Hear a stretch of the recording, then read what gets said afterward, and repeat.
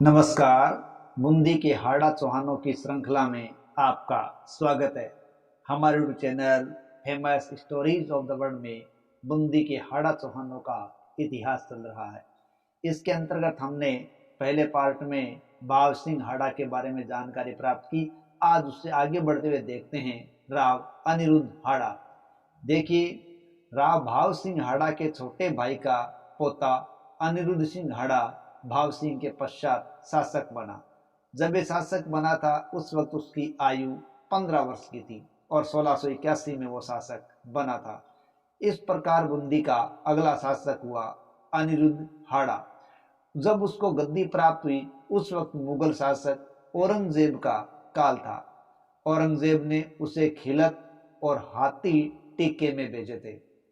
1682 में औरंगजेब जब दक्षिणी अभियानों में था तब अनिरुद्ध हाड़ा उसके साथ था।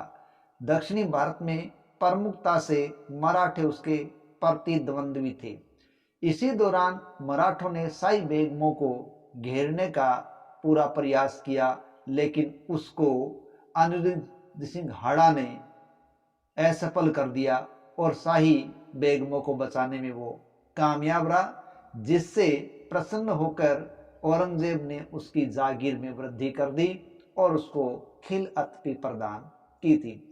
हालांकि एक समय ऐसा भी आया जब अनिरुद्ध हाड़ा अपने घरेलू झगड़ों में उलझ गया और वो दुर्जन सिंह के साथ घरेलू झगड़ों में उलझा हुआ था, लेकिन औरंगजेब के लिए उसने काफी कार्य किया था। देखिए, राजा राम जाट था, उसके साथ संघर्ष हुआ, उसमें भी वो शाही सेना के साथ था। देखिए, जाटों के साथ घटना कुछ इस प्रकार की थी कि औरंगजेब की नीतियों के खिलाफ सबसे पहला जो संगठित विद्रोह था वो जाटों ने किया था और उसका नेतृत्व किया था गोकुल जाट ने। मथुरा के आसपास के क्षेत्रों के अंदर यह विद्रोह शुरू हुआ था। गोकुल जाट ने 1666 ईस्वी में एक स्थानीय मुगल फौजदार अब्दुल नबी को मार डाला। इस प्रकार औरंगजेब अब नाराज हुआ और वो इनको दंडित करना चाहता था। 1670 में औरंगजेब के द्वारा गोकुल जाट और उसके साथी उदय सिंह को फांसी पर लटका दिया गया। लेकिन इस कहानी से या इस फांसी से ये बात यही नहीं रुकी और जाट धीरे धीरे विद्रोह करते रहे। जब औरंगजेब दक्षिणी भारत के अभियानों में उलझा हुआ था, उसी दौरान जाटों के एक नेता राजा राम ने आगरा में सिकंदरा पर हमला किया और सिकंदरा आगरा में मुगल शासक अकबर की जो कब्र थी वहां से हड्डियां निकाल ली थी और बताया जाता है उन हड्डियों को निकाल कर उसने उनका हिंदू रीति रिवाजों के साथ है वो अंतिम संस्कार किया था। देखिए, 1688 में राजा राम जाट और शाही सेना के बीच युद्ध हुआ था। तो इस युद्ध के अंदर जो शाही सेना थी, उस शाही सेना में आजम के पुत्र बेदार बख्त के साथ कौन था? अनिरुद्ध सिंह हाड़ा भी था। देखिए, आजम दरअसल कौन था? आजम है वो औरंगजेब का पुत्र था और औरंगजेब के पुत्र आजम का पुत्र था बेदार बख्त, उसके साथ ये अनिरुद्ध आया था। इस प्रकार इस युद्ध के अंदर वो औरंगजेब के पोते के साथ था। ध्यान रहे, आजम और मुअज्जम ये औरंगजेब के पुत्र थे जो बाद में संघर्ष करते हैं। आजम कामयाब नहीं होता, मुअज्जम संघर्ष में कामयाब होता है और बहादुर शाह प्रथम के नाम से वो बाद में आगामी शासक बनता है। इस प्रकार से औरंगजेब के लिए अनिरुद्ध हाड़ा काफी लाभदायक साबित होता है। काबुल के युद्धों में भी उसकी नियुक्ति है वो मुअज्जम और आमेर के शासक बिशन सिंह के साथ हुई थी और वहां काबुल के युद्धों के अंदर भी अनिरुद्ध सिंह हाड़ा ने अपना पूरा योगदान दिया था और वहीं पर 1695 ईस्वी के अंदर अनिरुद्ध हाड़ा की मृत्यु हो गई थी।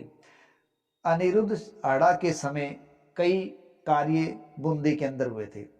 देखिए, बताया जाता है यहाँ पर रानी जी की बावड़ी का निर्माण है वो इन्हीं के शासनकाल में हुआ था। बूंदी की रानी जी की बावड़ी एक अच्छी बावड़ी है जो अनिरुद्ध सिंह की पत्नी रानी लाड कंवर जी नाथावत के द्वारा 1699 से 1700 ईस्वी में बनाई गई थी। ध्यान रहे, यह अनिरुद्ध सिंह की छोटी रानी थी और इसने भव्य बावड़ी का निर्माण करवाया। ये रानी जी की बावड़ी 46 मीटर गहरी है और एक बहुमंजिला संरचना के रूप में निर्मित हुई है। साथ ही साथ अनिरुद्ध हाड़ा के समय ही एक और निर्माण हुआ था और वो था 84 खंभों की छतरी। 1683 से 1695 ईस्वी के मध्य अनिरुद्ध सिंह ने अपने कार्यकाल के दौरान इस 84 खंभों की छतरी का निर्माण करवाया था।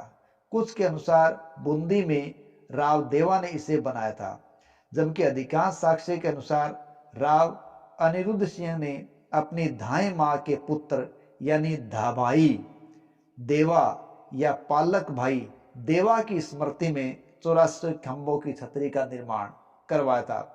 इस 84 खंभों की छतरी को 84 स्तंभों वाली कब्र भी कहा जाता है। इस प्रकार अनिरुद्ध सिंह का कार्यकाल बूंदी में एक अच्छा कार्यकाल माना गया है। अनिरुद्ध सिंह का एक पुत्र था जोध सिंह हड़ा। 1706 में बूंदी के जेत सागर तालाब में गणकौर के अवसर पर नाव की सवारी करते समय वह अपनी पत्नियों और गणगौर की पत्नी का प्रतिमा के साथ ही डूब गया था। तभी से कहावत चली आ रही है, हाड़ो ले डूब्यो गणगौर। ये बूंदी से ही कहावत विख्यात हुई है। इस प्रकार राव अनिरुद्ध सिंह का कार्यकाल राजस्थान में बूंदी के हाड़ा शासकों के अंदर एक अलग ही नजरिए से देखा जाता है। जय हिंद, जय भारत।